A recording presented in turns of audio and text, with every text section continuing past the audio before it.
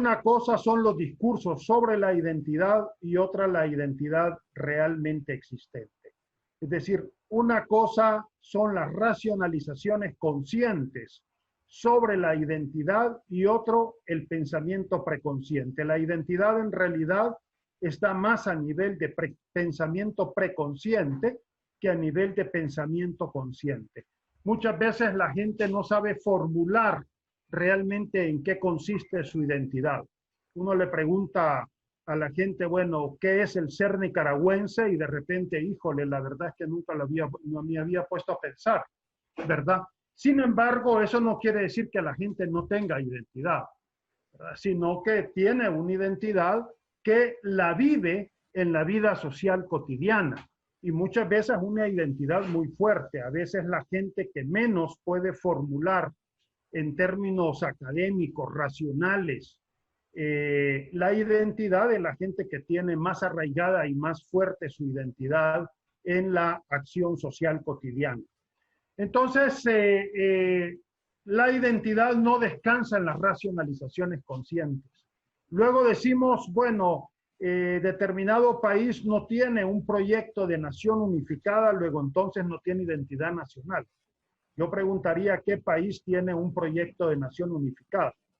En general, casi todos los países están divididos, estamos divididos en realidad, y sin embargo sí desarrollamos la identidad, ¿verdad? La identidad no descansa en un proyecto de Estado, tampoco descansa en un proyecto político, aunque el proyecto político puede abonar en la identidad, pero la identidad en realidad descansa en la interacción social cotidiana. Vamos a ver, este concepto descansa en la vida social cotidiana y en particular en la interacción social cotidiana, ¿verdad? Es en la vida diaria cuando realmente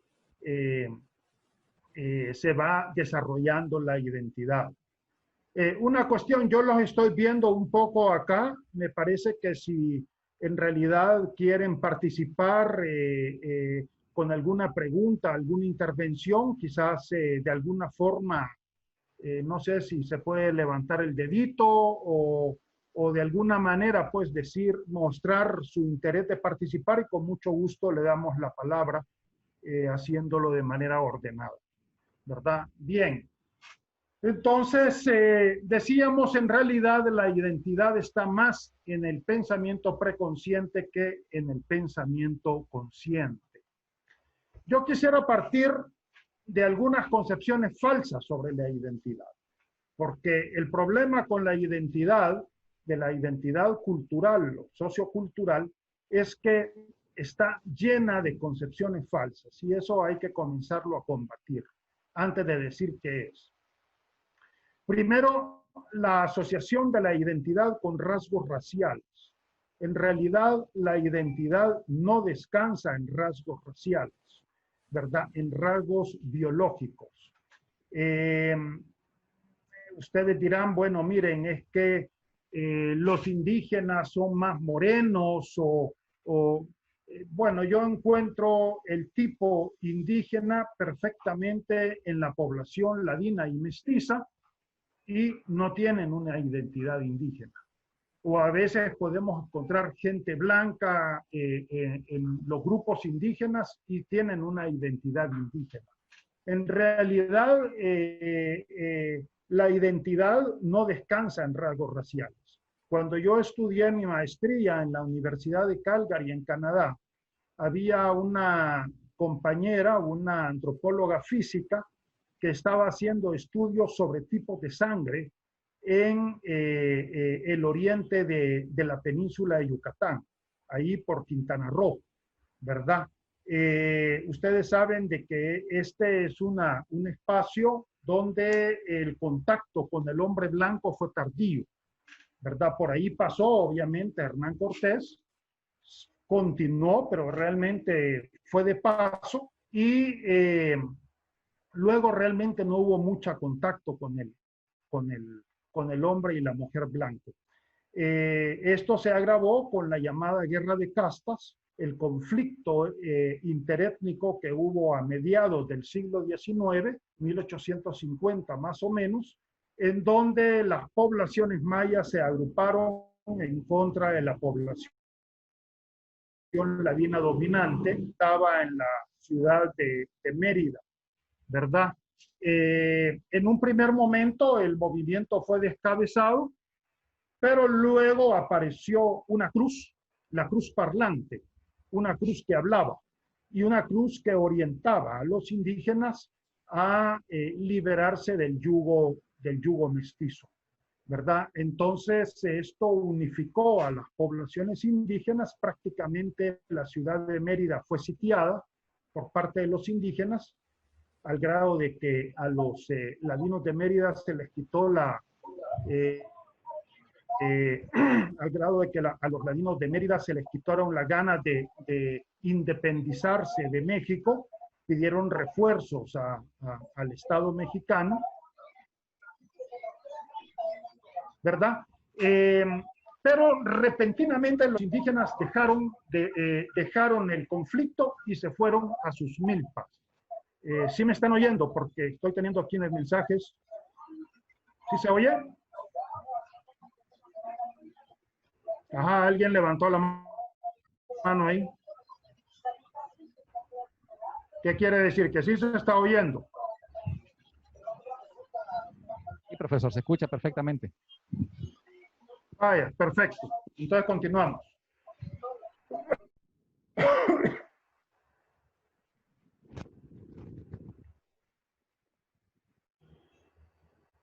Entonces los indígenas mayas se retornaron a sus comunidades, obviamente a levantar la cosecha. Era época de cosecha, en realidad ellos no eran militares, eran campesinos, ¿verdad? Se retornaron a levantar su cosecha y prácticamente el Estado mexicano se desentendió de ellos. Dijeron, mejor no tengamos mayor contacto con ellos, ahí dejémoslos tranquilos y nosotros sigamos el desarrollo de nuestra sociedad. Bueno, esta antropóloga física estaba haciendo análisis de tipos de sangre en la zona de Quintana Roo. Y lo que llegó a la conclusión que todos los tipos de sangre, eran mestizos. Todos los tipos de sangre le dieron mestizos. Es decir, las poblaciones actualmente en general estamos mestizadas. Todos. Desde los más blanquitos hasta los más morenitos. Todos estamos mestizados. No existe una raza pura y nunca ha existido en realidad una raza pura. Siempre en realidad las poblaciones humanas se han estado mezclando. Veo con preocupación, por ejemplo, de que en la antropología estadounidense actualmente se está hablando de raza y eso crea un equívoco. Porque si yo les digo raza, estoy seguro que lo primero que ustedes piensan es en diferencias biológicas, ¿verdad? En diferencias biológicas, y realmente las diferencias no son biológicas. Bueno, llegan al colmo de hablar de raza los latinos como una raza. Yo no sé cuáles son las características biológicas del latino. En realidad el latino o el hispano, como le dicen en Estados Unidos, somos una mezcla, ¿verdad? Estamos mezclados. Entonces, en realidad el fenómeno no es racial. Sí podríamos hablar de racismo en el sentido de que se construye una ideología según la cual las diferencias étnicas de carácter sociocultural son raciales. Pero eso es una construcción ideológica, ¿verdad? Eso es una construcción ideológica y no un fenómeno empírico de carácter científico.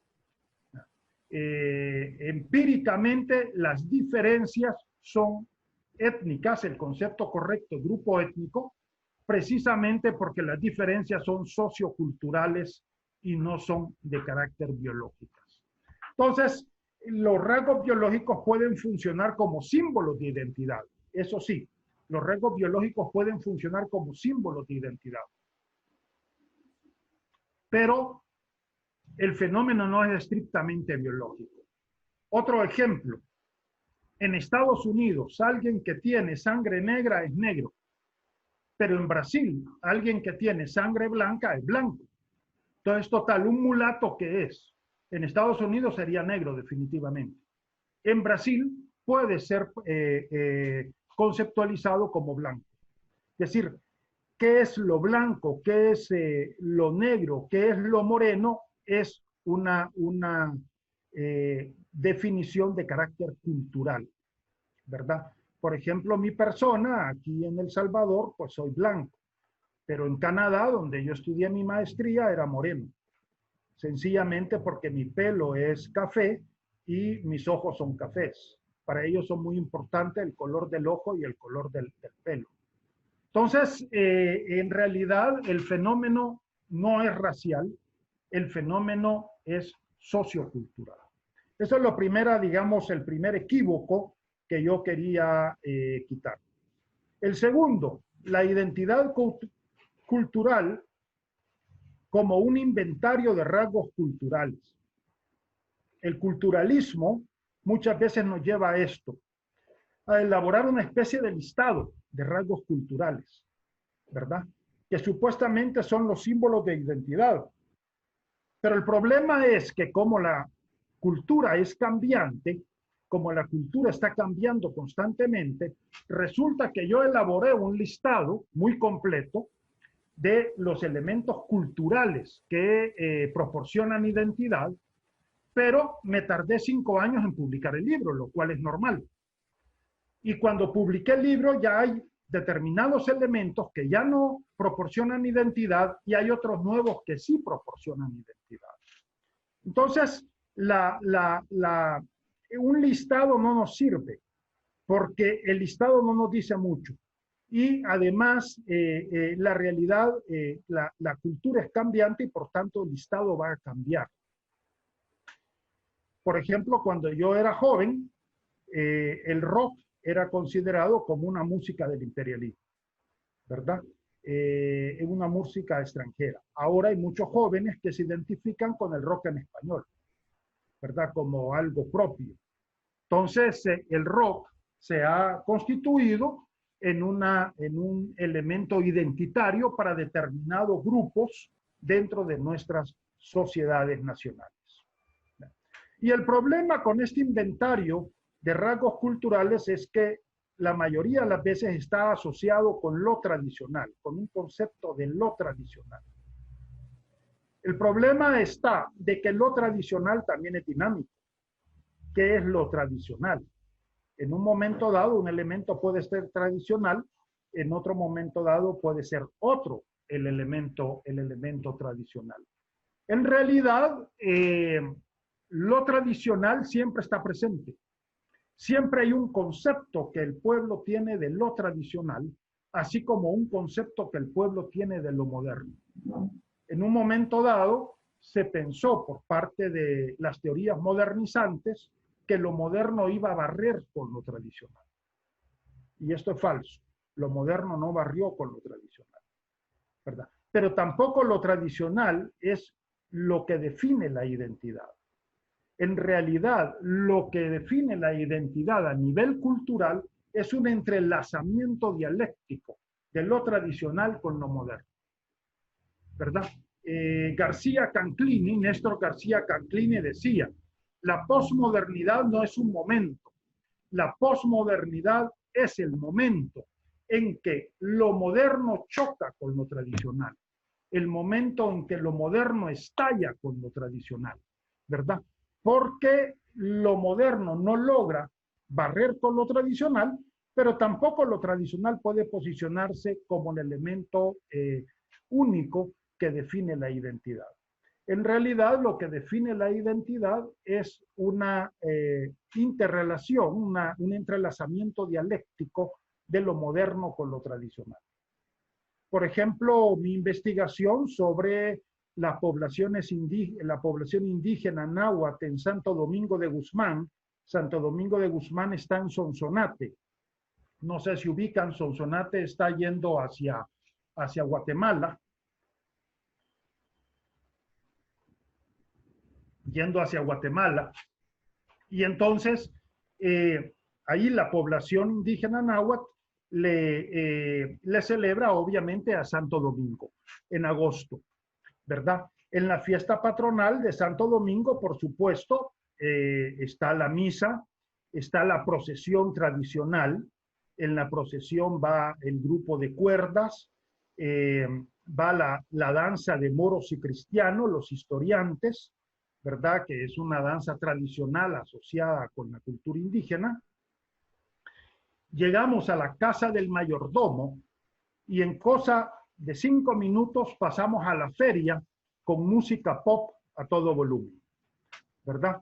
Entonces, ahí hay un entrelazamiento de lo tradicional con lo moderno. También no solo está la música pop, ahora hay juegos de maquinitas también en las fiestas patronales, y en toda fiesta patronal hay un baile en la víspera de la fiesta patronal, que en el año 2000, cuando yo hice la investigación en Santo Domingo de Guzmán, ese baile se dio con la U2 Discotheque, ¿verdad? Con la U2 Discotheque. Entonces, este entrelazamiento de lo tradicional y lo moderno se está dando prácticamente en todas las actividades. Y también se da en la economía, también se da en la economía, ¿verdad? Los grupos semicampesinos, yo le llamo semicampesinos porque combinan la economía de subsistencia con la economía capitalista monetaria. Entonces los grupos semicampesinos están combinando la producción de la milpa. En el Salvador, bueno, se produce bastante la milpa, también en Nicaragua, que es un pluricultivo, ¿verdad? Que asocia el cultivo del maíz con el frijol, algunos tipos de calabaza, pipián y ayote.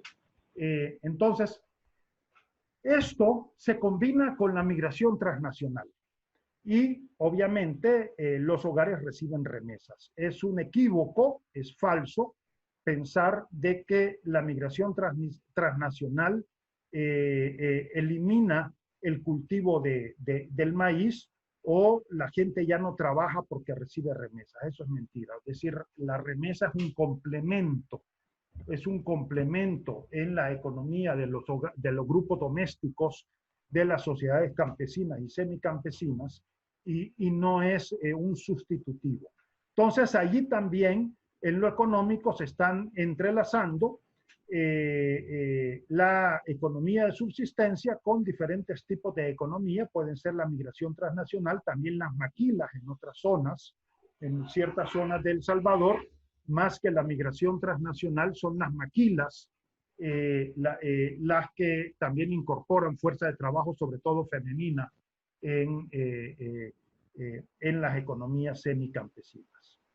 Entonces, ¿qué es lo que tenemos a nivel cultural? Un entrelazamiento dialéctico de lo tradicional con lo moderno.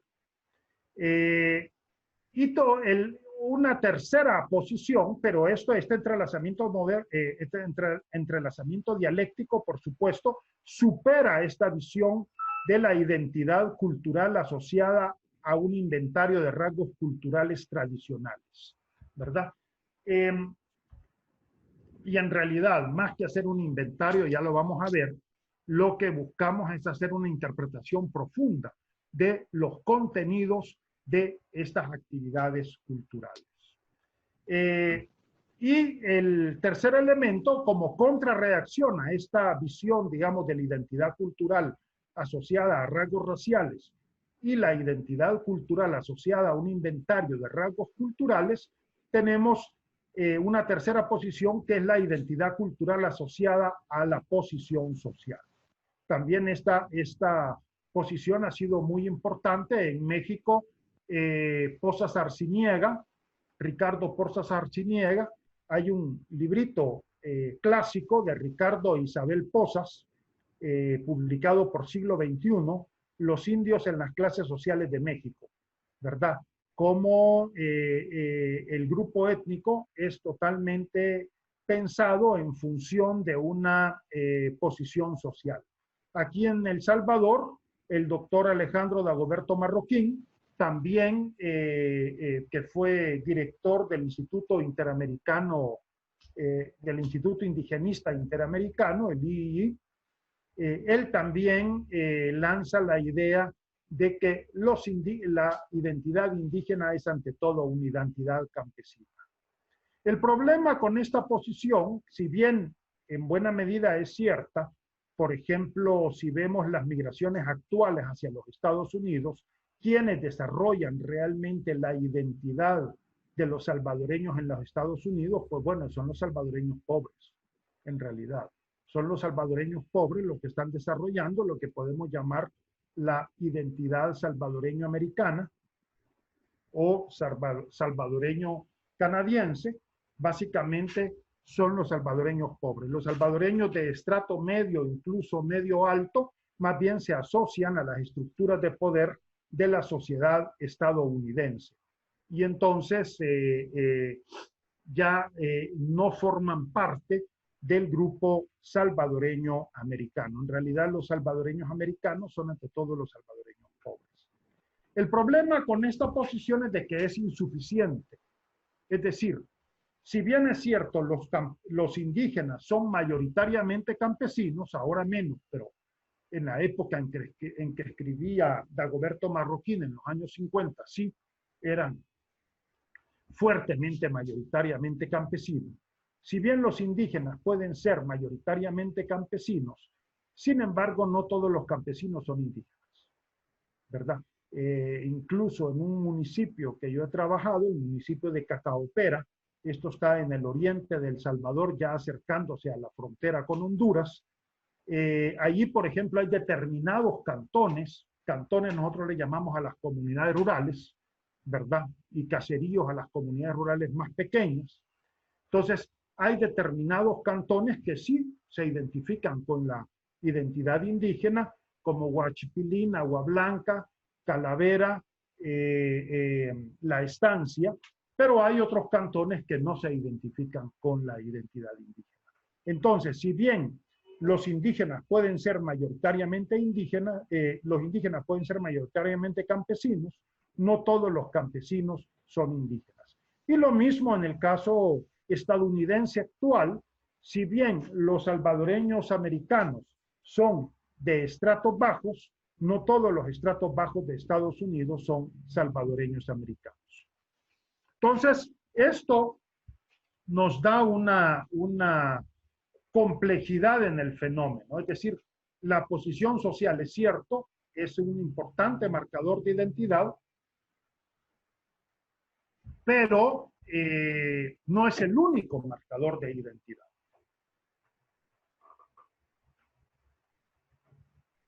Entonces, ya les dije lo que la identidad no es. Ahora pasemos a hablar de lo que es la identidad.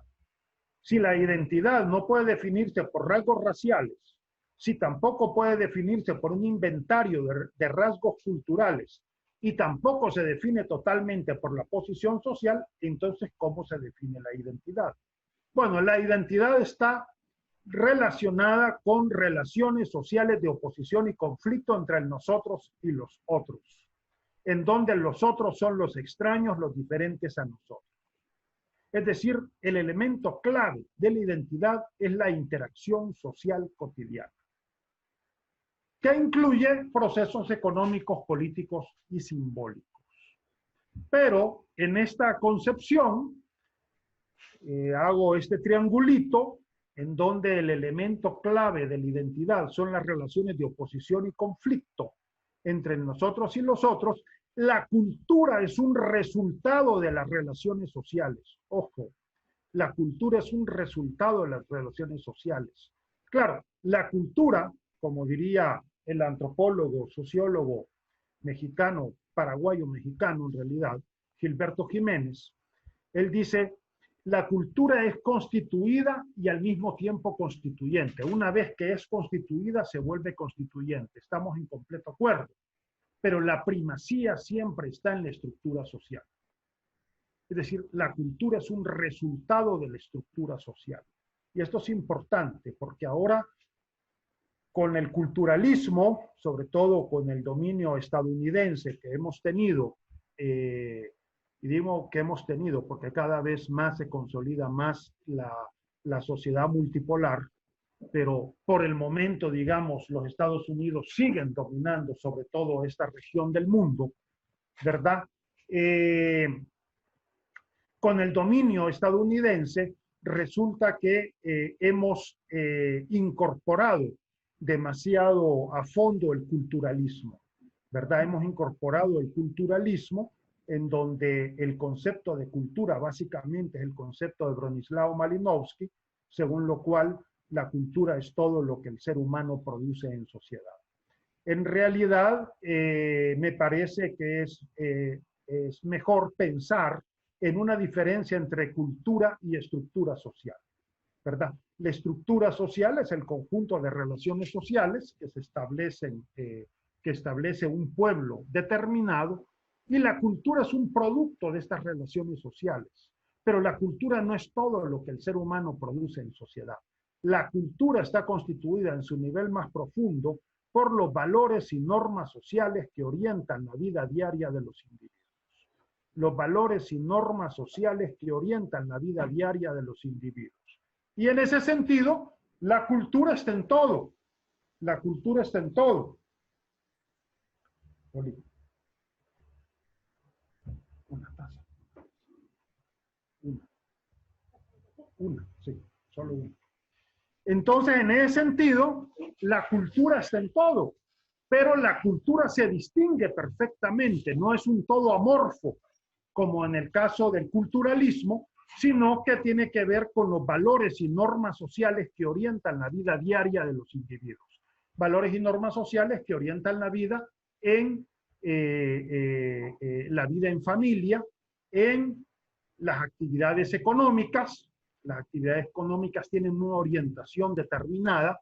La economía campesina y la economía doméstica, su orientación es satisfacer las necesidades básicas del grupo doméstico, mientras que en la economía capitalista la orientación es a la maximización incesante de beneficios, ¿verdad? La maximización incesante de beneficios. Entonces, allí hay dos valores, dos concepciones, dos visiones del mundo diferentes sobre el quehacer económico. Lo mismo en el caso de la política, ¿verdad? La democracia al final es un valor, pero muchas veces en nuestros pueblos, y debo de decirlo, reina más el valor del autoritarismo que el valor de la democracia, ¿verdad?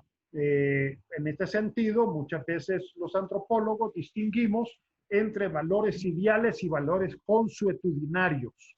Los valores consuetudinarios son los que realmente gobiernan la vida diaria de los individuos. Los valores ideales, nosotros podemos echarnos un discurso precioso, ¿verdad? Yo puedo aquí echarme un excelente discurso de carácter feminista, pero estoy aquí en mi casa y es mi mujer la que me sirve, ¿verdad? Entonces, ¿cuáles son los valores profundos, consuetudinarios que realmente están orientando mi vida? Pues no es el feminismo realmente. Entonces, una cosa son los valores ideales y otra cosa los valores consuetudinarios. No hay que confundir estos dos niveles, ¿verdad? Pero lo importante aquí es que, definido de esa forma, la cultura es algo preciso, no es un todo amorfo, es algo preciso, está constituido por los valores y normas sociales que orientan la vida diaria de los individuos. Y estos valores y normas sociales son producto de las relaciones sociales. En el caso de la identidad, producto de las relaciones de oposición y conflicto entre el nosotros y los otros. Ojo, algo que sí aclaro porque a veces da confusión. Cuando hablo de oposición y conflicto no estoy hablando necesariamente de golpes o de trancazos, como decimos acá en El Salvador, ¿verdad? De talegazos. No estamos hablando de golpes. Puede llegar a los golpes, efectivamente, pero no necesariamente, ¿verdad? Relaciones de oposición y conflicto se pueden dar de manera latente, de manera velada, sin necesidad de llegar a la violencia física, ni siquiera verbal. Por ejemplo, una de mis investigaciones, de mis primeras investigaciones en realidad, fue la vida de los salvadoreños en Calgary, porque yo estudié la maestría en Calgary, Canadá, y entonces mi tesis de maestría fue sobre la vida de los salvadoreños en Calgary. Y ahí pude ver que para los salvadoreños calgarianos habían dos otros, los anglo-canadienses y los chilenos canadienses, ¿verdad? Los anglo-canadienses, con los anglo-canadienses había una relación más de carácter estructural, es decir, el salvadoreño asumía la superioridad del anglo-canadiense, que era el que dominaba el sistema. Y en ese sentido no había conflicto violento, digamos, con él. Sí había conflicto, pero no violento, ¿verdad? Se asumía el dominio del anglo-canadiense. Sin embargo, el chileno-canadiense en realidad estaba a un nivel, casi al mismo nivel que el salvadoreño, un poquito, el chileno tenía una posición ligeramente superior. Hay que decir que los chilenos son más blancos y también eso era utilizado como un medio de discriminación hacia los salvadoreños. Y también los chilenos tenían más educación formal que los salvadoreños. Entonces, en ese sentido, bueno, en todas partes, en los Estados Unidos y en Canadá, siempre se constituyen las comunidades de latinoamericanos, las comunidades latinoamericanas, ¿verdad? Y sí, entre salvadoreños y chilenos, que eran los dos grupos más importantes, sí muchas veces podían derivar a los golpes, ¿verdad? Habían determinados bares en donde iban los latinoamericanos y ahí podían derivar en golpes entre salvadoreños y chilenos, o también en los campeonatos de fútbol, casi siempre se crean los campeonatos de fútbol en las ciudades de Estados Unidos y Canadá, como una forma pues de integrar a la comunidad latinoamericana, y también cuando la final era entre un equipo salvadoreño y un equipo chileno, pues podían irse a los golpes, ¿verdad? Entonces, ¿qué es lo que estoy queriendo decir? Cuando la distancia estructural es muy marcada, difícilmente se llega a los golpes. Pero cuando la distancia estructural es muy cercana, cuando no hay realmente distancia estructural o las diferencias son muy leves, entonces sí puede llegarse a los golpes. Entonces, el esquema de la identidad queda así. Relaciones de oposición y conflicto. Relaciones de oposición y conflicto entre el nosotros y los otros. En este caso, hay que detectar quiénes son los otros. Yo no sé si ustedes tienen proyectos de investigación, por ejemplo, con poblaciones indígenas. Si ustedes tienen proyectos de investigación con poblaciones indígenas de la costa atlántica de Nicaragua o del centro de Nicaragua también, importante no olvidar a los nahuas. Sí hablan español, pero también son grupos indígenas importantes. O otro tipo de grupos étnicos también, ¿verdad? Entonces, importante detectar quiénes son los otros. El Estado, también con el Estado hay una interacción. Y a partir de esas relaciones de oposición y conflicto es que se construye un sistema cultural, los símbolos de identidad sociocultural y un sistema de relaciones sociales intragrupales, es decir, al interior del grupo. Al interior del grupo. De aquí se explica por qué algunos investigadores no entienden por qué los grupos étnicos utilizan diferentes marcadores de identidad o diferentes símbolos de identidad frente a diferentes grupos. Bueno, es que la relación social está condicionando. La relación social está condicionando. No es lo mismo definir mi identidad frente al angloamericano que definirla frente al hondureño, por ejemplo. Definitivamente que ocupo diferentes símbolos de identidad porque la relación social es otra. entre uno y otro grupo, ¿verdad? Bien.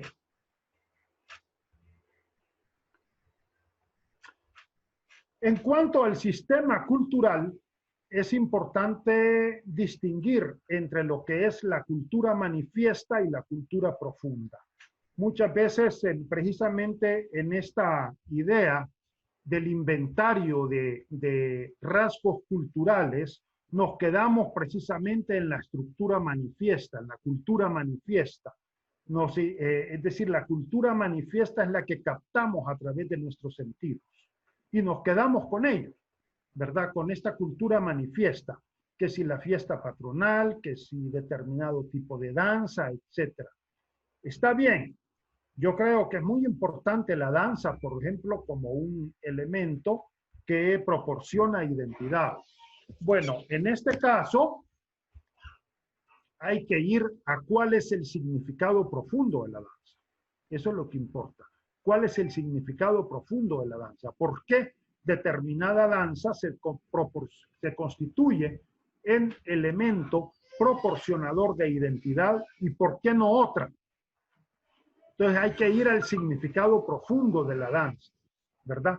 Y ese significado profundo, al trabajar ese significado profundo, vamos a llegar al sistema de normas y valores sociales, ¿verdad? Al sistema de valores y normas sociales. El valor, ya que he hablado mucho de valores, el valor es una idea general o estándar de compartido por un grupo social determinado sobre la manera deseable de vivir. El valor es una idea general o estándar compartido por un grupo social determinado sobre la manera deseable de vivir. Y esta idea sobre la manera deseable de vivir condiciona el comportamiento de los sujetos sociales, ¿verdad? La norma es una aplicación del valor a una situación determinada. Entonces, me parece que es importante desentrañar cuáles son los valores que realmente están condicionando el comportamiento social de los individuos. Por ejemplo, en una investigación que yo realicé, pero esto fue con los grupos semicampesinos de Huarjila y los ranchos, ya yendo Chalatenango, no sé si ubican Chalatenango, yendo hacia Honduras, ¿verdad? Bueno, estos más bien son grupos revolucionarios que participaron pues en el movimiento revolucionario de El Salvador a partir de la década de 1970. Podía descubrir un cuadrado semiótico en el cual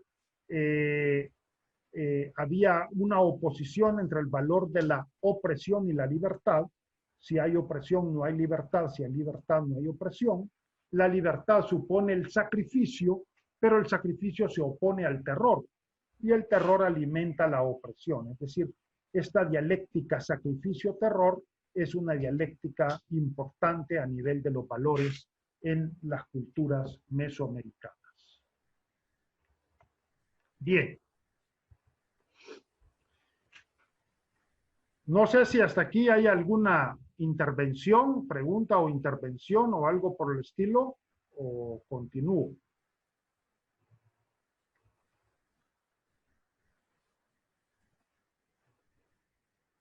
Bueno, en este caso continúo.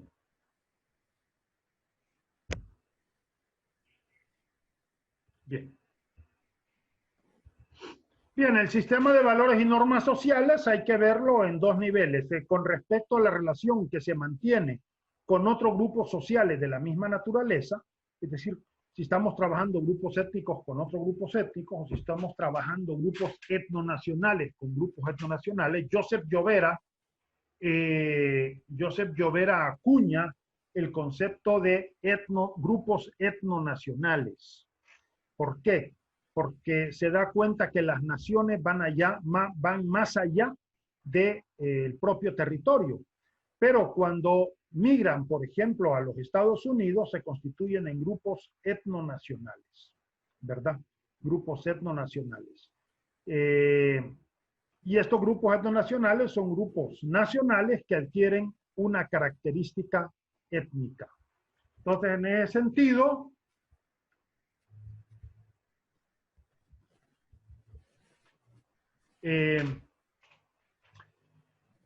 es importante, pues, si nosotros vamos a trabajar grupos etnonacionales, los grupos de la misma naturaleza son los otros etnonacionales. Les ponía el ejemplo de los salvadoreños en Calgary, su oposición básicamente con los anglo-canadienses y con los chilenos canadienses. En el caso de Los Ángeles, por ejemplo, con el americano, pero también en el caso de El Salvador, muy importante la oposición con el mexicano-americano, ¿verdad? Con el mexicano-americano. Bien. Y por otra parte, los valores y las normas al interior del grupo, en cuanto al comportamiento al interior del grupo. Dado que la identidad es producto de la interacción social, la cultura tiende a homogenizarse con aquellos grupos con los que mantiene una interacción social cotidiana, pero siempre se mantienen ciertos símbolos que marcan la diferencia de un grupo con respecto a otro. ¿Qué estamos diciendo con esto? En realidad son dos fenómenos que están muy relacionados, pero que no es lo mismo. Una cosa es el proceso de aculturación y otra cosa es la identidad. Con la globalización se homogeniza la cultura, pero Octavio Paz, el escritor mexicano, decía, a medida que se homogeniza la cultura, se fortalece la identidad. En la medida que me parezco más al otro, necesito decir que soy diferente al otro. Entonces, no confundamos estos dos niveles.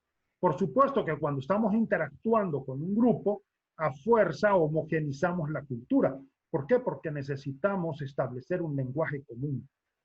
Pero esto no quiere decir que haya pérdida de identidad, ¿verdad? Sí hay una transformación de la identidad, pero no pérdida de identidad. Perdón, esto no lo hablé en el momento de las falsas concepciones de la identidad, pero no hablemos ni de pérdida de cultura ni de pérdida de identidad. El ser humano es un ser cultural por naturaleza, decía Clifford Geertz, ¿verdad? El ser humano es un ser cultural por naturaleza. Por tanto, la cultura no la podemos perder. Porque si perdemos la cultura nos volvemos chimpancés. Bueno, yo digo porque son los parientes más cercanos, ¿verdad? Pero en realidad el ser humano es un ser cultural por naturaleza. Y lo mismo, la identidad tampoco se pierde, la identidad se transforma. Otro problema es que la identidad se defina de manera negativa. Eso sí, es posible que la identidad se defina de manera negativa. Pero la identidad no se pierde, más bien se va transformando. A veces la identidad se define de manera negativa y a veces de manera positiva. Ya vamos a ver de que esto está condicionado por las relaciones sociales, ¿verdad? Por las relaciones sociales. Bien. Entonces, sí hay una homogenización de la cultura por la interacción social cotidiana, pero siempre se mantienen ciertos símbolos que marcan la diferencia. Ojo, como diría Fredrik Barth, ¿verdad? Nada es necesario que sea símbolo de identidad. Nada. Exactamente nada. Los símbolos de identidad son símbolos de identidad porque el grupo los ha elegido así. Cualquier cosa puede ser símbolo de identidad. Y cualquier cosa puede dejar de ser. El elemento central son las relaciones sociales, la interacción social. Miren, aquí en El Salvador, en los años 50, más o menos, después de la masacre del 32, ¿verdad? En los años 50, los grupos indígenas se dejaron de denominar indígenas. ¿Y por qué se dejaron de denominar indígenas? Porque la sociedad nacional les dio la espalda. La sociedad nacional y el Estado. Sin embargo, la relación social entre un grupo y otro se mantuvo. la relación social entre A y B se siguió desarrollando. Y a finales del siglo XX, que se constituye el movimiento indígena continental, entonces se vuelven a denominar indígenas. Entonces dice la gente, reaparecen los indígenas. No, no reaparecen, es que nunca dejaron de existir. Sencillamente se habían transformado, habían escondido su identidad. Pero eso no quiere decir de que la hayan perdido. La única forma de perder una identidad es que el grupo desaparezca. Mientras no desaparezca el grupo, existe la identidad y alguna forma de establecer esa identidad. Bien, símbolos de identidad sociocultural. Aquí pongo un listado, no es un listado completo, no más mínimo, ¿verdad? Pero sí algunos símbolos que pueden ser importantes, como el nombre propio siempre es importante. El santo patrón es importante en nosotros. Mira, el santo patrón de El Salvador ha viajado a Washington y a Los Ángeles. Y el 6 de agosto, el santo patrón sale a pasear por las calles de Washington y de Los Ángeles, como una manera de mostrar la salvadoreñidad, ¿verdad? Entonces, el santo patrón es importante. Rituales de aniversario de las comunidades y los grupos sociales también son importantes. Bueno, en El Salvador, bueno, también en Nicaragua, que han tenido conflictos sociales importantes, hay comunidades que en un momento dado fueron abandonadas y que luego fueron repobladas, ¿verdad? Y luego repobladas con otra gente. Entonces estas comunidades están celebrando el aniversario de sus comunidades. Y por lo menos en la zona del oriente de Chalatenango, que fue centro del conflicto político-militar en El Salvador, puedo decir que los rituales políticos y de aniversario de las comunidades de repente ya son más importantes que los rituales religiosos. Siempre la Iglesia Católica está presente, porque en todas los aniversarios y las fiestas, digamos, de la comunidad, siempre hay una misa de la comunidad. Pero la fuerza ha disminuido. En San Antonio de los Ranchos se dio el caso de que la fiesta, el Festival por la Paz, a propósito de los acuerdos de paz, el Festival por la Paz desplazó a la fiesta patronal, pero la desplazó por la necedad del cura, del sacerdote, de no querer reconocer la fiesta patronal de San Antonio de los Ranchos. San Antonio de los Ranchos, y eso es importante ver el origen de las fiestas. San Antonio de los Ranchos, por supuesto que San Antonio y San Antonio de Padua, que tiene que ver con el 13 de junio, pero San Antonio en los Ranchos se celebra la llegada de San Antonio a los ranchos. La llegada de San Antonio a los ranchos, y eso era el 17 de enero. El 17 de enero siempre celebraba, era la verdadera fiesta patronal de San Antonio de los Ranchos, porque era la llegada de San Antonio a los ranchos. Llega unos sacerdotes franciscanos opuestos a la teología de la liberación y a la opción preferencial por los pobres, que era la que practicaba la mayoría, la que practica la mayoría de los pobladores de San Antonio de los Ranchos, y dicen no. San Antonio es San Antonio de Padua, por tanto se le celebra el 13 de junio. La alcaldía municipal, la DESCO, le dicen no, pues aquí siempre se ha celebrado el 17 de enero.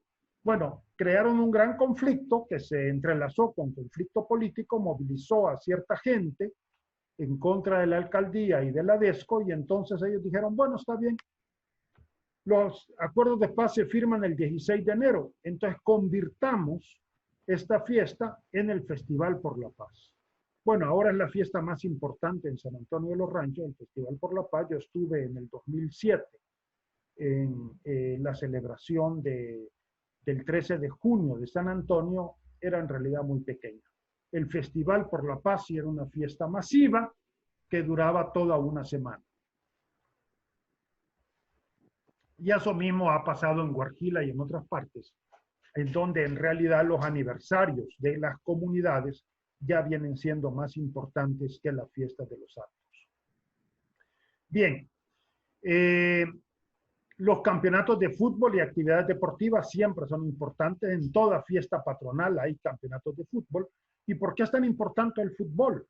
Porque el fútbol es una contienda simbólica, una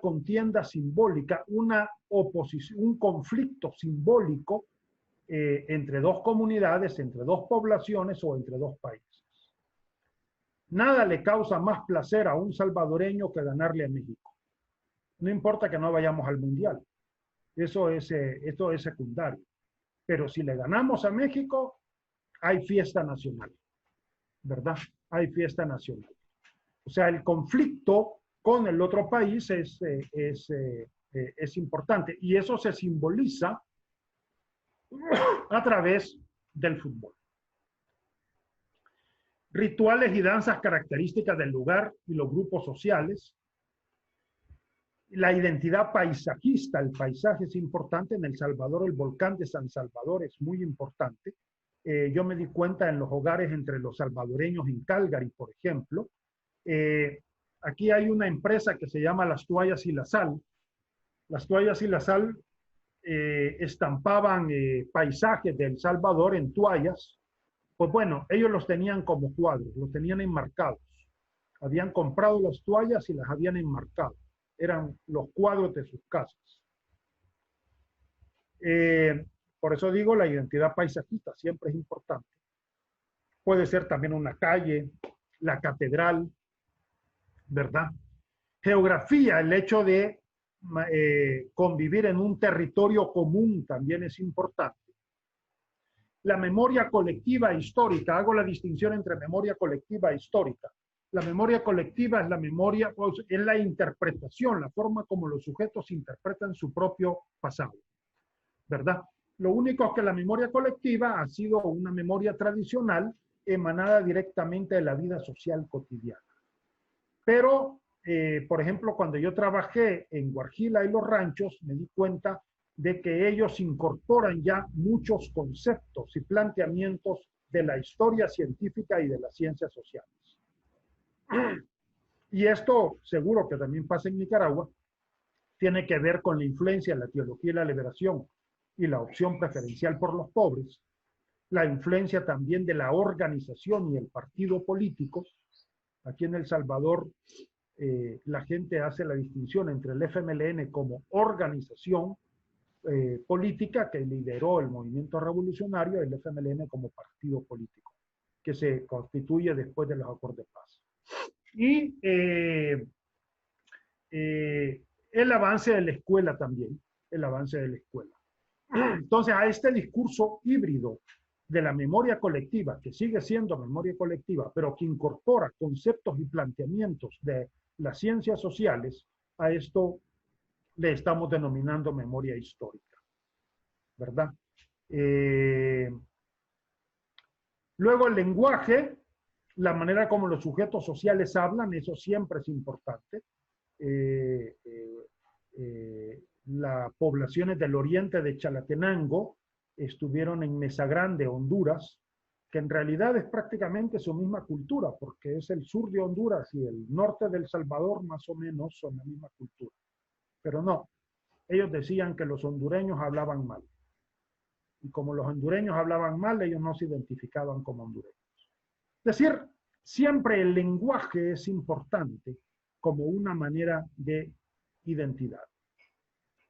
Y luego la identidad nacional, los símbolos patrios, es importante también. Aquí retomo el concepto de Joseph Llovera de grupos etnonacionales, porque los símbolos patrios dejaron de ser símbolos de Estado y son símbolos de la nación. En realidad no son símbolos de Estado, son símbolos de la nación, ¿verdad? Y la gente, por ejemplo, en los partidos de fútbol lleva las banderas nacionales. Y no porque los obliguen, sino que los llevan porque los quieren llevar. Cantan el himno nacional de manera así como muy, con mucha emotividad. ¿verdad? Y bueno, yo estuve en el Festival Latinoamericano de Miami, y ahí era un chiste, porque los dos grupos rivales son los cubanos y los puertorriqueños. Pero resulta que los cubanos tienen el triangulito rojo y las rayas son azul, blanco, azul. Y los puertorriqueños tienen el triangulito azul y las rayas son rojo, blanco, rojo, blanco. La cosa es que yo me perdía, yo no sabía si estaba con los cubanos o con los puertorriqueños. Y los dos tocan salsa y los dos dicen que tocan la mejor salsa y total que compiten un grupo con el otro. Entonces, los símbolos patrios en realidad ya son símbolos identitarios del grupo etnonacional. Bien, la estructura social también, la identidad tiene que ver con la interacción social cotidiana. Eso es importante siempre tomarlo en cuenta, ya lo hemos dicho.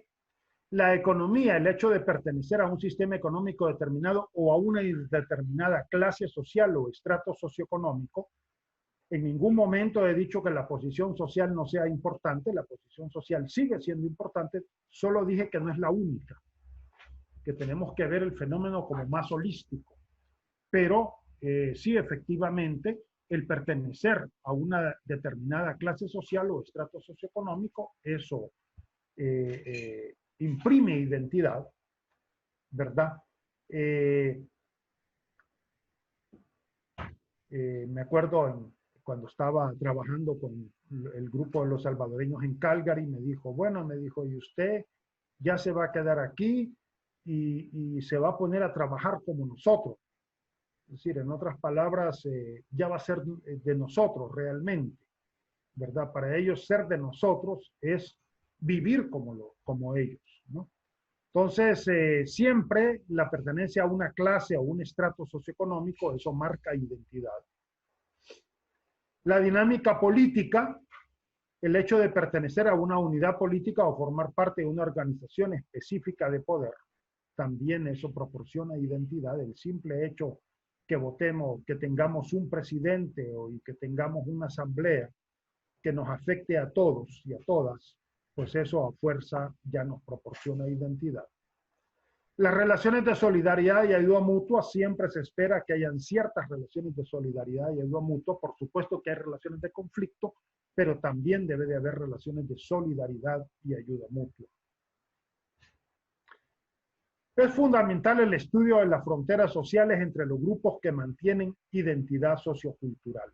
Este es uno de los planteamientos del antropólogo noruego, a mi forma de ver, el que abre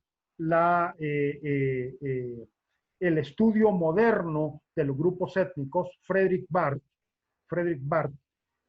Su libro se llama Los grupos étnicos y sus fronteras. ¿Y por qué le pone y su frontera? Porque para él es fundamental el estudio de las fronteras. Es decir, hasta dónde llega un grupo, hasta dónde termina un grupo, hasta dónde llega un grupo. Eso en la nación está muy claro, pero en los grupos étnicos no está muy claro, ¿verdad? Tampoco en las clases sociales está muy claro.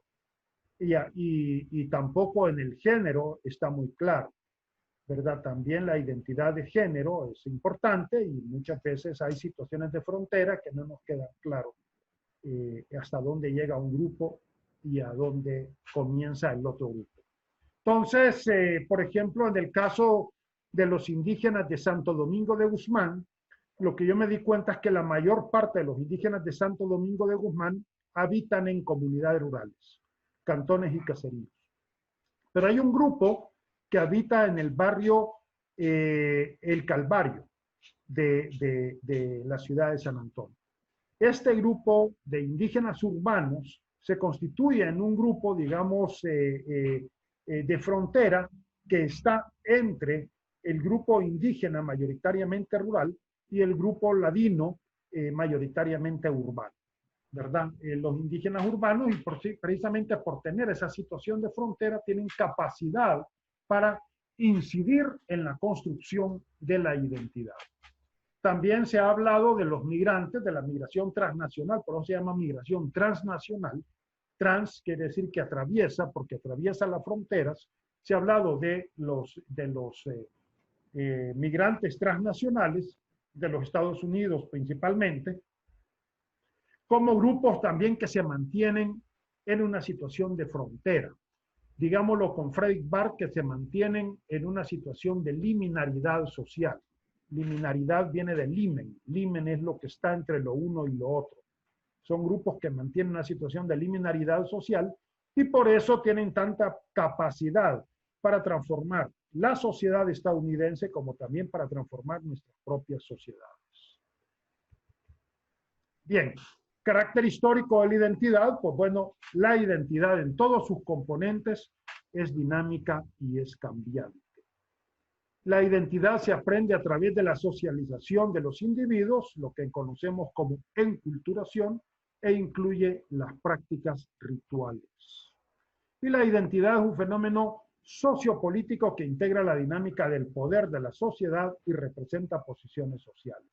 La dinámica de poder de la sociedad y en relación a la sociedad global. Pero es un hecho que en todas las sociedades existe un conjunto de identidades socioculturales, algunas de las cuales se complementan, pero otras compiten entre sí. Una pregunta, ¿cuánto tiempo más tengo? ¿Cómo vamos con el tiempo?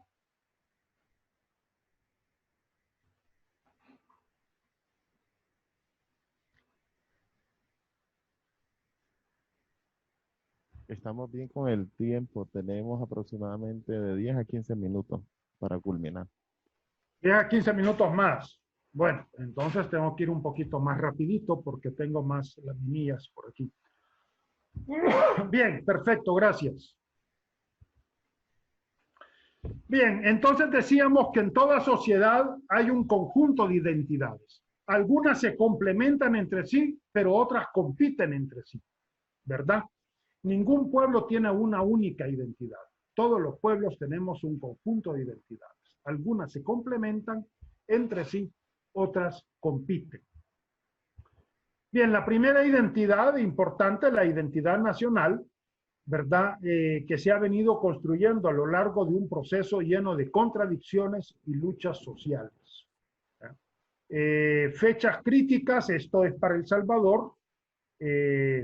Bueno, los historiadores establecen el momento en que se expande la identidad nacional a finales del siglo XIX. Si bien es cierto, la independencia se da 1821, principios del siglo XIX. Sin embargo, la verdad es que la independencia en principio es un fenómeno de los criollos, ¿verdad? Es un interés de los criollos. Aquí en El Salvador, importante es de que a finales de la colonia, esta zona que ahora conocemos como El Salvador era productora de añil. Y el añil era el principal producto de exportación en la época de la colonia. Entonces, en realidad, la independencia de El Salvador se dio más en relación a Guatemala que en relación a España. Lo que los sansalvadoreños querían era negociar directamente con Europa y no tener que pasar el añil por Guatemala, porque entonces los verdaderos beneficiados eran los comerciantes guatemaltecos. Entonces, finales del siglo XIX, digamos, ya se va expandiendo la identidad nacional. Después también de todas las guerras que hubo entre los diversos países de Centroamérica, bueno, que en ese momento no eran países, pero que a través de ese conflicto armado se fueron constituyendo las fronteras nacionales. 1932 representa el triunfo de la sociedad ladina y mestiza sobre las poblaciones indígenas, ¿verdad? En 1932 se da el levantamiento indígena. Yo hablo de levantamiento indígena y no de movimiento indígena porque no fue un movimiento, fue un levantamiento indígena, prácticamente un levantamiento en cadena, en donde los indígenas más bien estaban en conflicto con los ladinos de sus localidades.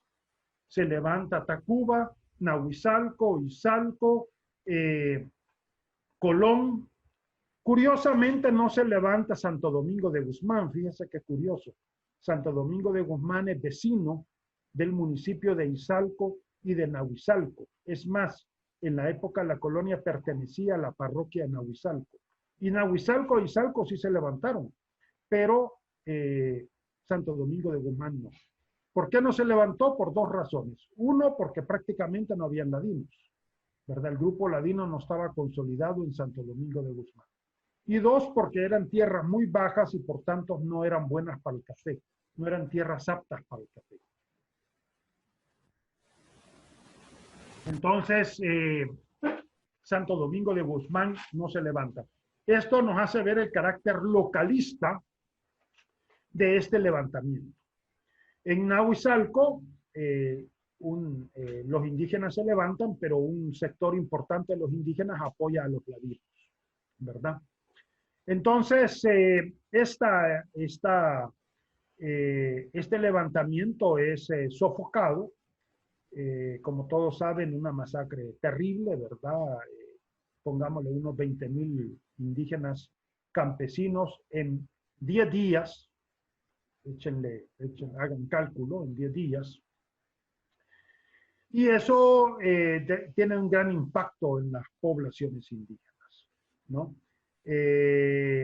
Bueno, se consolida pues El Salvador como una sociedad mestiza. Y por otra parte, también en esa época se desarrolla la ideología del anticomunismo, que la ideología del anticomunismo prácticamente llega a todos los sectores, incluso a los sectores populares. Yo tengo un libro sobre Joya de Serén, que es un cantón en la zona central de El Salvador, uno de los primeros proyectos de reforma agraria de este país en 1954, impulsada por el general Osorio. Bueno, en Joya de Serén prácticamente se les proporcionaron casas, tierras, las tierras eran de carácter comunitario, pero la gente no quería. No quería porque decían de que era comunismo y que los iban a esclavizar, ¿verdad? Entonces, el anticomunismo es una ideología que penetra y que penetra en los sectores populares. Eso es importante. Bien. Y luego la década de los 80, 70, 80, que ya hay un replanteamiento de la identidad salvadoreña. Bien, hemos dicho que la identidad se construye por relaciones de oposición y conflicto. Entonces, 3 grupos etnonacionales con los cuales se constituye la identidad nacional salvadoreña. Uno, el grupo angloamericano o blanco-americano,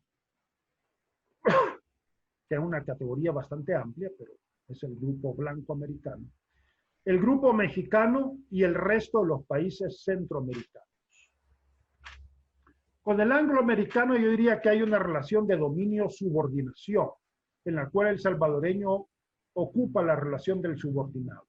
Hay una relación de dominio asumido, es decir, nos asumimos como inferiores al blanco americano en todos los ámbitos, en el ámbito económico, en el ámbito político y en el ámbito cultural. El grupo mexicano, más bien hay una relación conflictiva de hegemonía no asumida, ¿verdad? El salvadoreño no se asume como inferior o menos capacitado que el mexicano. Y esto hace que el conflicto sea fuerte.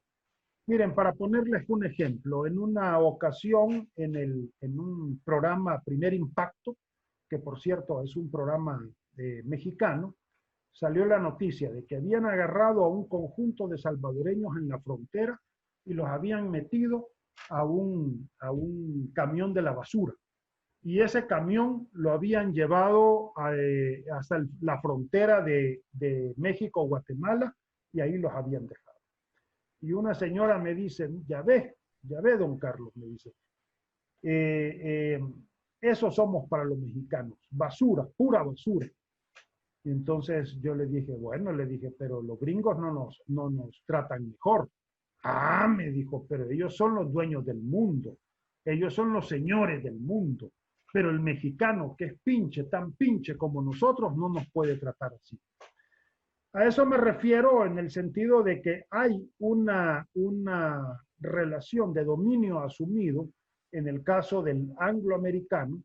Él nos puede maltratar y bueno, está en su derecho, Pero hay una relación de hegemonía no asumida con respecto al mexicano. Y con respecto al resto de los países centroamericanos, la relación es una relación de mayor igualdad, de competencia entre nosotros, ¿verdad? De competencia, pero también hay una relación, hay una identidad centroamericana que constituye relaciones de solidaridad y ayuda mutua, al menos entre Nicaragua, Guatemala, Honduras y El Salvador. ¿Verdad? Costa Rica no estoy muy seguro porque en realidad no hay migración de Costa Rica hacia los Estados Unidos. Entonces, pero al menos entre estos 4 países sí. Y normalmente desarrollan relaciones de solidaridad y ayuda mutua entre estos países, entre estos grupos etnonacionales. Y también hay que decir, hay una relación, hay una identidad latinoamericana, ¿verdad? Prácticamente en todas las ciudades de Estados Unidos y de Canadá se desarrollan las comunidades latinoamericanas. Que por supuesto que en estas relaciones, estas comunidades latinoamericanas hay relaciones de conflicto, pero también de solidaridad. Es decir, al final estamos peleando, pero estamos juntos. Identidades regionales también son importantes, estas son difusas, no cuentan con un sistema de autoridad propio y un sistema simbólico que les caracteriza.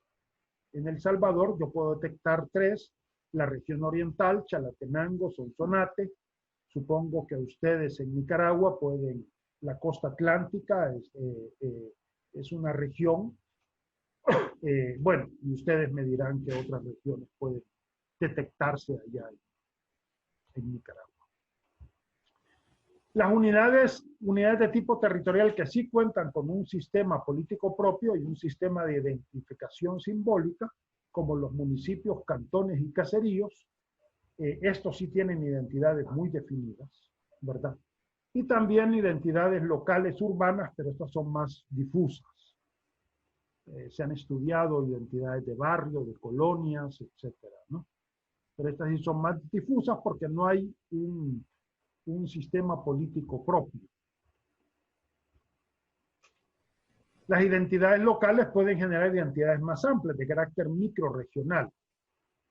Por ejemplo, en el caso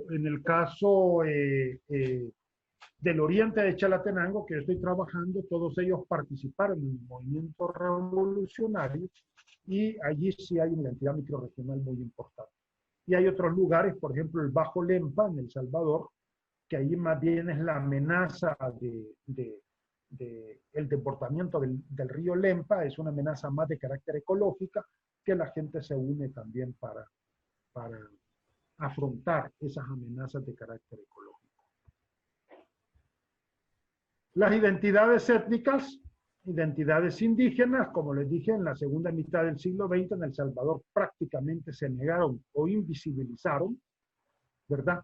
Ahora pues ya se ha desarrollado la identidad indígena, pero sigue teniendo un carácter fuertemente local, lo mismo que en Guatemala.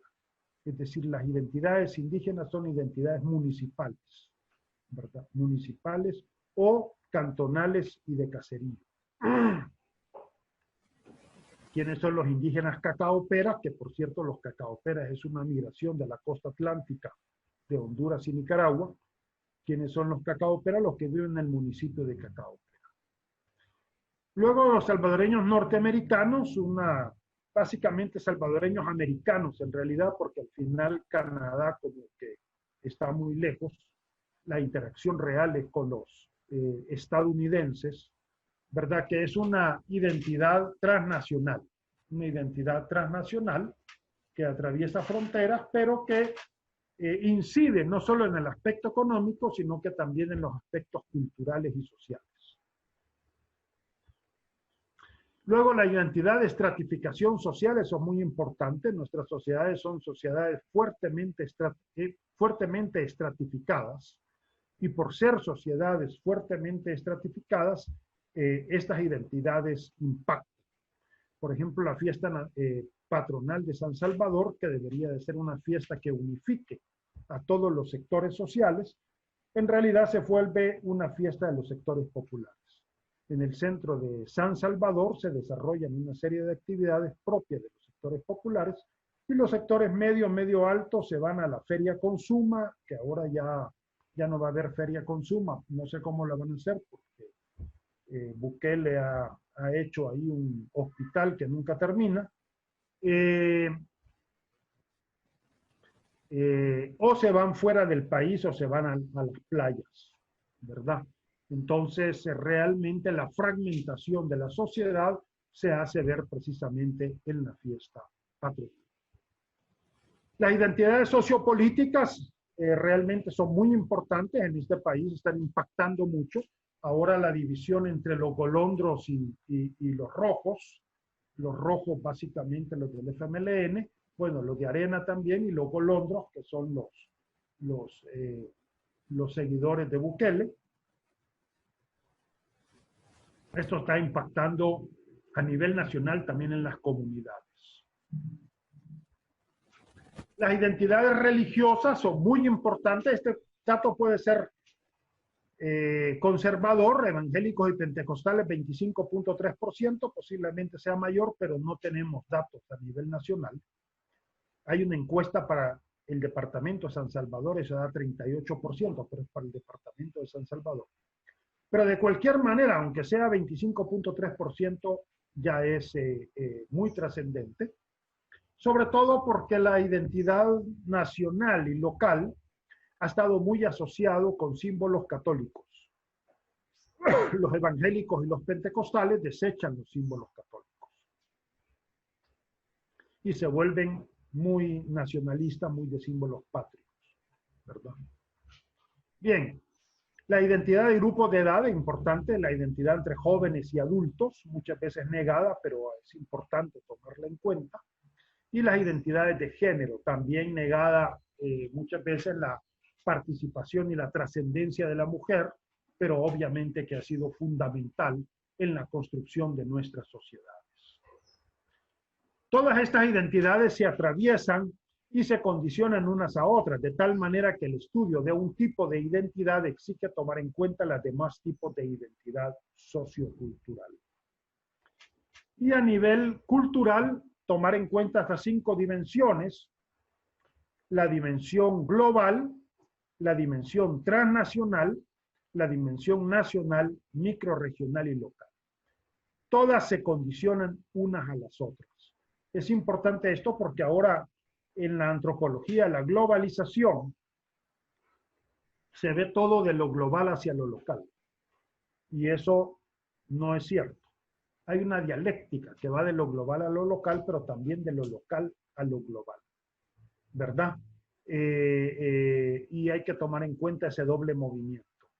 Es decir, las comunidades campesinas y semicampesinas de nuestro país no responden a los dictámenes de Washington.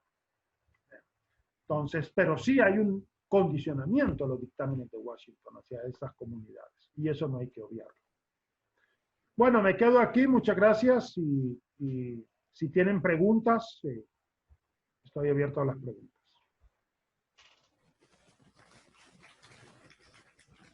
Bueno, vamos a pasar al momento de preguntas y respuestas. Vamos a pasar con Dorlin Mendoza, y es estudiante de 5º año de antropología. Bueno, buenos días, profesor. En su concepto de normas y valores,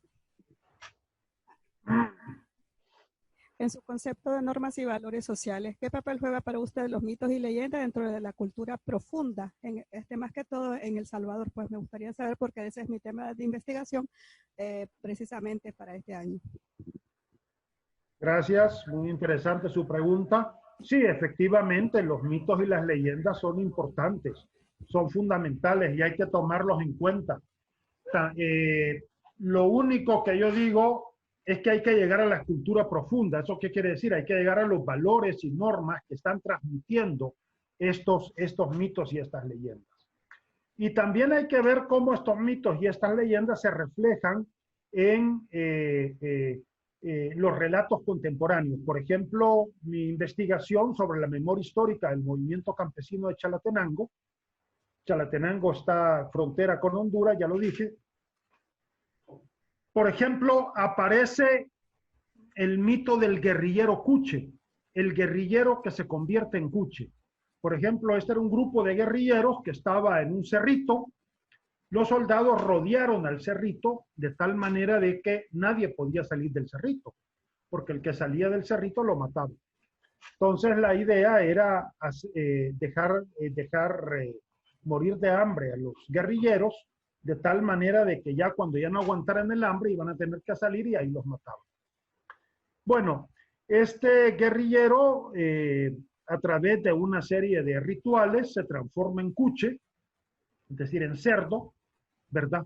Y como cuche atraviesa el cerco de los guerrilleros, de los soldados, perdón, atraviesa el cerco de los soldados y va a otras poblaciones a buscar comida y le trae comida a los guerrilleros.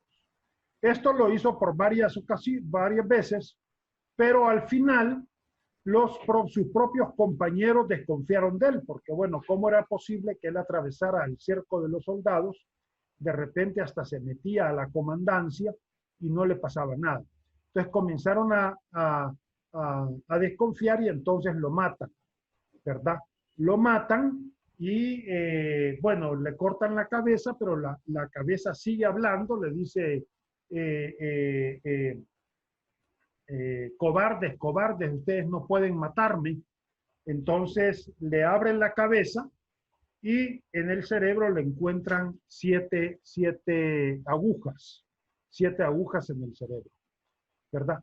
¿Esto qué nos da? En primer lugar, tenemos el tema del nahuelismo, que es un tema tradicional de origen prehispánico, de la cultura mesoamericana, el tema del nahualismo, la capacidad de ciertos sujetos de poderse convertir en un animal, ¿verdad? También tengo otro relato sobre un guerrillero perro.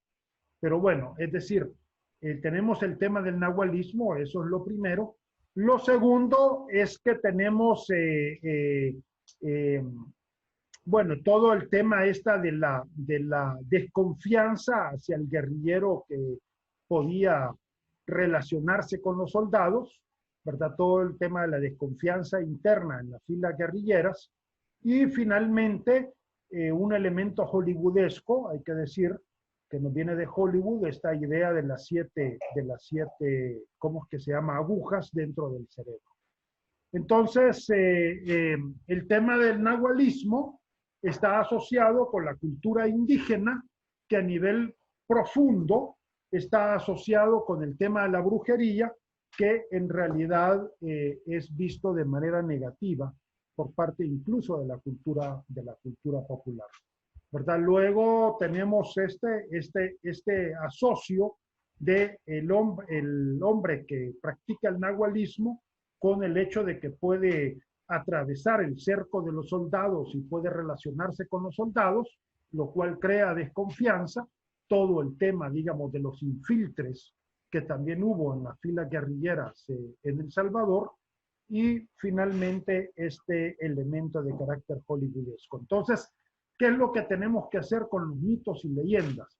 Descodificarlos, hacer análisis de mitos y leyendas para descubrir los contenidos profundos, los valores profundos que están transmitiendo, que se están creando y recreando a través de esos relatos orales. Vamos a pasar con una siguiente pregunta. Buenos días, profesor. Mi pregunta es la siguiente. ¿Cree usted que el proceso de globalización permite el enriquecimiento cultural y social de las comunidades o al mundo? Esa es una. Y otra pregunta es, desde mi experiencia en el tema de investigación que estoy llevando, ¿cómo se puede relacionar la identidad cultural hacia un nuevo desarrollo comunitario o una estrategia de desarrollo cultural en la economía campesina? Muchas gracias. Bueno, en primer lugar, la primera pregunta, la globalización más bien se entrelaza dialécticamente con lo local. Eso es importante, es decir, la globalización no borra lo local, ¿verdad? Es decir, la globalización no borra las comunidades. En un momento dado se pensó que la globalización borraba las comunidades, también se dijo que borraba las sociedades nacionales, cosa que no es cierto. Entonces, a mí me parece que usted debe de tomar en cuenta estos 5 niveles de los que estamos hablando. El nivel local, el nivel microrregional también es importante. Como le digo, en mi caso, el oriente de Chalatenango constituye un nivel microrregional. El nivel nacional, que no hay que borrar, ¿verdad? Nicaragua, El Salvador, etcétera, tenemos fronteras nacionales bien definidas. Y es más, ahorita incluso lo que se está imponiendo es más el capitalismo nacional. Entonces, en ese sentido, las sociedades nacionales se consolidan en estos momentos. Si usted se da cuenta, el tema del coronavirus se está atacando nacionalmente, ¿verdad? Lo cual no quiere decir que borre lo global, pero sí. El tema de lo transnacional también es importante. Por transnacional entendemos la cultura de los migrantes. No sé si en su zona hay migración transnacional, ¿verdad? Pero si hay migración transnacional, sí tiene que tomar en cuenta esta transnacionalización de la cultura, que tiene que ver con la fusión normalmente de 3 culturas. La cultura local, la cultura mexicana, que siempre es importante porque es el grupo mayoritario en los Estados Unidos y con mucha ventaja de todos los demás, y la cultura nacional, y la cultura angloamericana, perdón, y la cultura angloamericana. Entonces, la transnacionalización de la cultura también es importante, y luego la cultura global.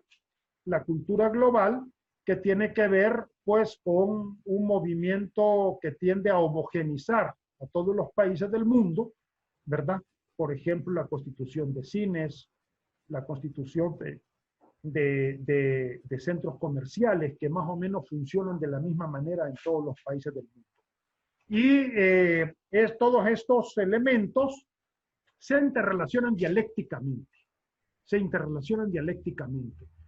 Lo global no borra lo local, sino que más bien lo local tiende a relacionarse dialécticamente con lo global y con los demás niveles, con lo microrregional, lo nacional, lo transnacional y finalmente lo global. Yo diría que tome en cuenta todos esos aspectos y vea cómo se están interrelacionando en su comunidad, ¿verdad? Y eso le va a dar una visión más compleja.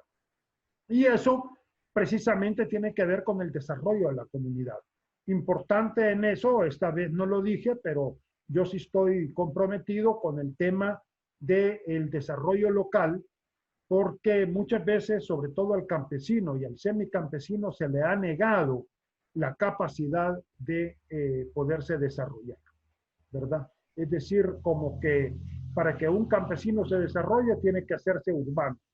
No es cierto.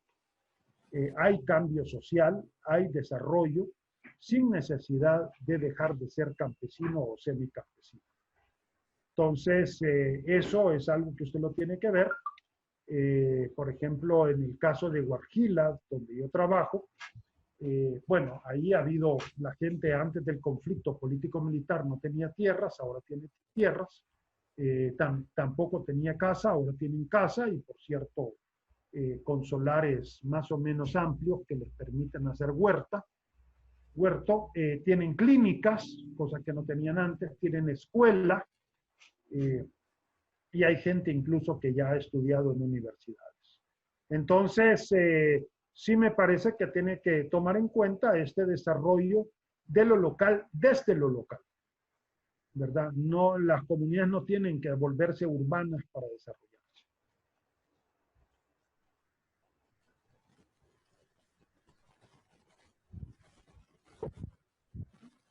Bueno, agradecemos la ponencia. Gracias. Muy valiosa y realmente no modalidad. Para los jóvenes, aquí la mayoría de los jóvenes que están son estudiantes de la carrera y además de que están ya en el grupo, en años de quinto y cuarto año, las preguntas que has tenido son de los muchachos que ya tienen sus temas. Muy motivador la temática, sobre todo para incursionar metodológicamente en la profundización de los orígenes de las poblaciones que es algo que estamos como nicaragüenses tratando de motivar en los estudios que los muchachos están trabajando. Muy valioso el trabajo que nos presentás sobre el poder de tomar en cuenta las investigaciones que están a partir, pues lógicamente, de trabajo, digamos, en términos traducidos a lo nuestro, etnográfico. Precisamente los muchachos están en este espacio de investigaciones. Ahora con esta pandemia, pues estamos tratando de profundizar en la parte teórica, ¿verdad? Pero que ya hay trabajos de campo. Y si no me equivoco, hay toda una posibilidad de reflexión con la propuesta que vos nos has dado. Es como una ratificación de lo que hemos venido discutiendo en las aulas de clase, ¿verdad? Porque hay que profundizar, como decís vos, en esas identidades que encontramos a partir de elementos que nosotros llamamos como superficiales y que al final pues tienen que estar ubicados dentro de esas normas y valores que se van construyendo a partir de las interacciones que existen. Para nosotros va a ser muy valioso continuar esta discusión teórica, pero además basado en investigaciones, porque la primera parte que daba precisamente estamos trabajando con un teórico nuestro, a lo mejor lo conoces, que es el profesor Aldo Díaz Lacayo, que trabaja el inconsciente colectivo. Él lo hace desde el enfoque histórico, pero para nosotros como antropología es muy valioso porque nos permite entrar a esas profundidades que las poblaciones quedaron, lógicamente, en el caso nuestro, totalmente desamparadas de idioma, de territorio y pues muchas veces incluso de los diferentes elementos culturales que los identificamos y que vos muy bien hacías incluso un inventario, que ahí nos encontramos, en ese inventario ahí nos encontramos también. Entonces, realmente no estamos totalmente disociados, todo lo contrario, nos complementamos en esta área cultural, ¿verdad? A nivel centroamericano. Y pues yo creo que esto no debe de ser la primera ni la última. Trataremos de motivarnos con los mexicanos. A lo mejor vos nos ayudas a contarles esta experiencia y a lo mejor nos podemos contactar con Luis para ver qué podemos trabajar desde las temáticas que Luis también ya ha venido desarrollando. Pues les agradecemos, te agradezco y pues realmente ha sido muy valiosa este encuentro, muy refrescante, muy alentador, sobre todo, como te repito, en este espacio en el que estamos trabajando, en este nuevo contexto. Y sí creo que a los muchachos iban, y pues también nosotros como docentes, íbamos ubicando pues esos elementos teóricos que son producto, lógicamente, de todo un trabajo de investigación que vos nos has compartido. Muchas gracias, Carlos, y esperamos que nos podamos estar contactando a través de esta vía. Saludos. Gracias. Abrazo. Abrazo, gracias a ustedes y solo quiero decir que tenemos una completa disposición a seguir trabajando conjuntamente y que podamos pues realmente desarrollar una antropología centroamericana, ¿verdad? Que podamos desarrollar una antropología centroamericana y esta vía pues es muy buena para poder establecer esos contactos. Muy bien, pues yo muy agradecido de parte de ustedes y muy satisfecho. Saludos. Abrazo. Gracias, saludos.